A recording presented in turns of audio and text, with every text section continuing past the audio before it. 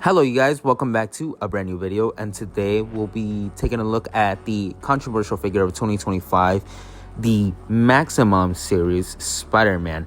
Now, I will be taking a break from collecting the Fantastic Four because I'll review that next week, and because I wanted to get this figure on my hands so badly, just because like it's a Spider-Man figure and it comes with a bunch of accessories, like as you guys can see. So yeah, let's take a close look at the box. There's a side of the box, as you guys can see, an image of Spider-Man just right there posing, and then at the top it says Marvel Legends, of course, because they made the figure. And then moving on to the back of the box, there's a bigger image of Spider-Man right there swinging with like the comic panels behind them. So yeah, that's a pretty cool image of like Spider-Man right there. And moving on to the side of the box, the other side of the box, it's a image of Spider-Man swinging upside down. As you guys can see, I don't need to say it, but yeah, with the spider senses too. But yeah, that's it for the box. So let's get to unboxing this figure.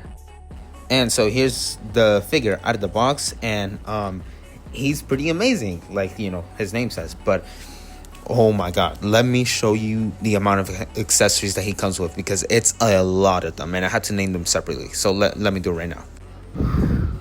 Fists, wide open hands, grip hands, flip with web hands, web shooter wrists, a slightly squinted face, spider senses, a creepy but decent Peter Parker head sculpt, web lines, another web line, but this one is open like a hand, a web shield made out of webs, last but not least, a stand. Now this is not a stand for a figure, this is a stand for a spider web, but the web effect is a little off.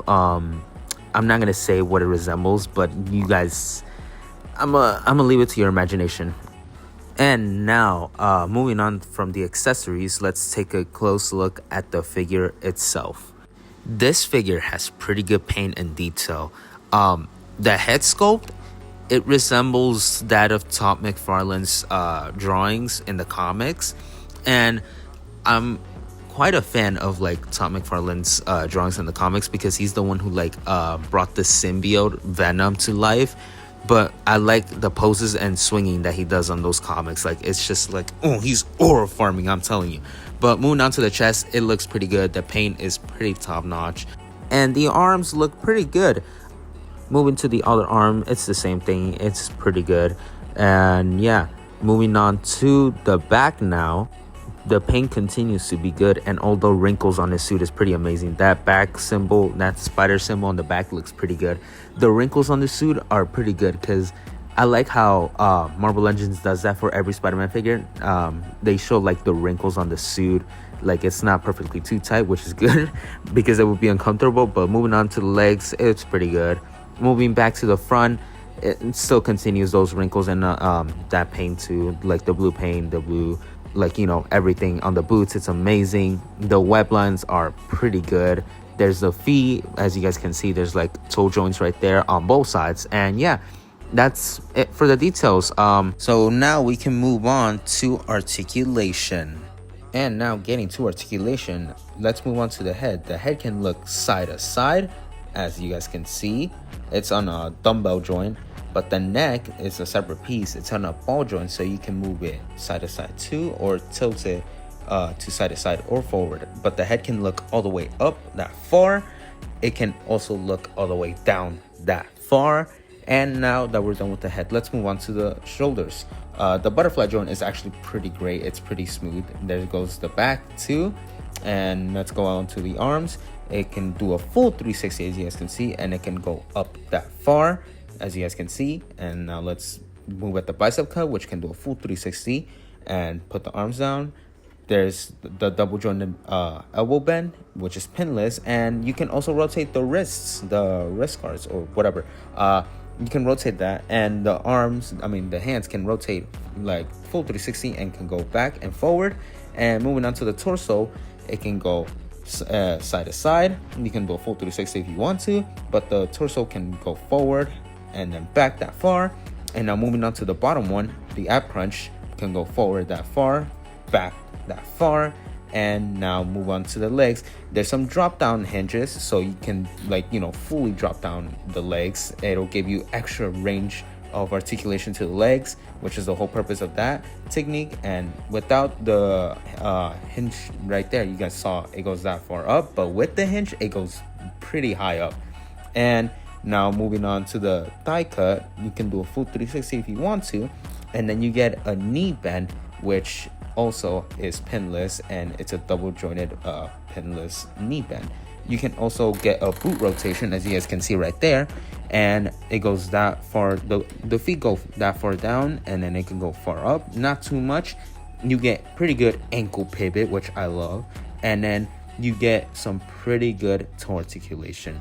And wow, I had to talk way too fast, but yeah, that's it for articulation. And wow, he can pose pretty good. Like, as you guys can see, there's some pretty good poses that I did with him, and it's amazing. I love this figure. So yeah, that's it for the articulation. Let's move on to comparisons. And now getting to comparisons, here he is with the Black Suit Symbiote Spider-Man that came out almost 3 years ago, 2022. And this has been my favorite Spider-Man figure ever since, like, you know, it released, because of how poseable he was. I just loved the Black Suit Symbiote Spider-Man. Like, he's so poseable, and I still pose him to this very day. But yeah, moving on to the next comparison. And the next comparison is with the Scarlet Spider. And this is another figure that I love, because I put this one on the top list on my 2024 list. And he's a pretty good figure. Same articulation as the Black Suit Symbiote Spider-Man, but with pinless articulation and toe joints. But I still prefer the Black Suit Symbiote Spider-Man, because yeah, I just love the Black Suit Symbiote one. But the Scarlet Spider is amazing. I just love the articulation. But yeah, moving on to the next comparison. And for the next comparison, it's with the first appearance Spider-Man figure that came out 3 years ago. Wow, he's another amazing figure. Now this one I still love, but I don't know, man. Something about the articulation kind of pissed me off. Maybe it was the torso, but yeah, people are saying that this first appearance figure is one of the best Spider-Man figures of all time, which I will not argue it is. But with the Maximum Series Spider-Man here, I would say that opinion kind of changes now, because the Maximum Series Spider-Man is slightly better than the first appearance Spider-Man. That's a hot take, but yeah. And there are some points of articulation that surpasses the first appearance Spider-Man, but not too much. And yeah, overall, I prefer the Maximum Series Spider-Man over the first appearance Spider-Man. Last but not least, here's the Maximum Spider-Man compared to the S.H. Figuarts Friendly Neighborhood Tobey Maguire. And the Tobey Maguire has been my favorite Spider-Man figure of all time. I've had it since freshman year, since 2023, June of 2023. And this figure has impressed me. I love the articulation. I love the details and everything, the accessories. I love this Spider-Man figure, and it can never be replaced. The Maximum Series is like right in the third place, right behind first appearance and the Maximum and the S.H. Figuarts Tobey Maguire Spider-Man. But man, nothing can surpass this Tobey Maguire figure, I'm telling you. So now let's go to my thoughts of this figure. And so for my final thoughts of this figure, it's amazing. The articulation, spectacular. The details and paint are amazing. Does it justify the price of $50 to $60? No, it doesn't. It just feels like a regular $40 Marvel Legends figure, which, you know, it should have been that, because the amount of accessories that he comes with and, you know, his size, his stature feels like a regular Marvel Legends. So it should have been like $40 or $30. But yeah, overall, an amazing figure. Quite enjoyed posing him. The only complaint I have is that he didn't come with a mask accessory to hold while he's unmasked. But yeah, overall, an amazing figure. And if you enjoy this kind of style of content that I'm doing now, leave it in the comment section below, and I'll keep doing it. But yeah, next week I'll review the full wave of Fantastic Four, Johnny Storm and Sue Storm. But yeah, happy August 1st, Spider-Man Day. And yeah, I'll see you guys in the next one. Take care, guys. And yeah, I'll see you guys.